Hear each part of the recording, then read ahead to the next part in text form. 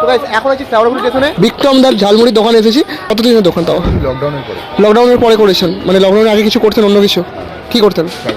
লকডাউনে চাকরি চলে যায়, তারপরেই ঝালমুড়ি দোকান খুলে বসেছেন। আচ্ছা কেমন এখন কেমন এই চলছে বলো? চলছে ভালো, চাকরির থেকে অনেক ভালো। চাকরির থেকে অনেক ভালো।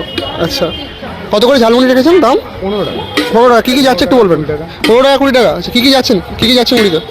ওই ছোলা, ছোলা, পেঁয়াজ, পেঁয়াজ, শসা, গাজর, আলু, চানাচুর, আলু ঝুড়ি বাদাম, আর বাড়িতে বানানো একটা মশলা আছে। আচ্ছা মানে এটাই স্পেশাল মশলা? হ্যাঁ। মানে শ্যাওড়াফুলিতে অনেক ঝালমুড়ি বিক্রি করে, তোমার কাছেই কেন আসবে? এটা হচ্ছে প্রথম কথা। দেখো এবার, হ্যাঁ বলো। ওটা হচ্ছে আমার ব্যবহার। আচ্ছা ঠিক আছে, একদম। আর সবাই বলে, কাস্টমাররা বলে যে নাকি আমার মুড়িটা নাকি ভালো, আচ্ছা মুখে লেগে থাকে।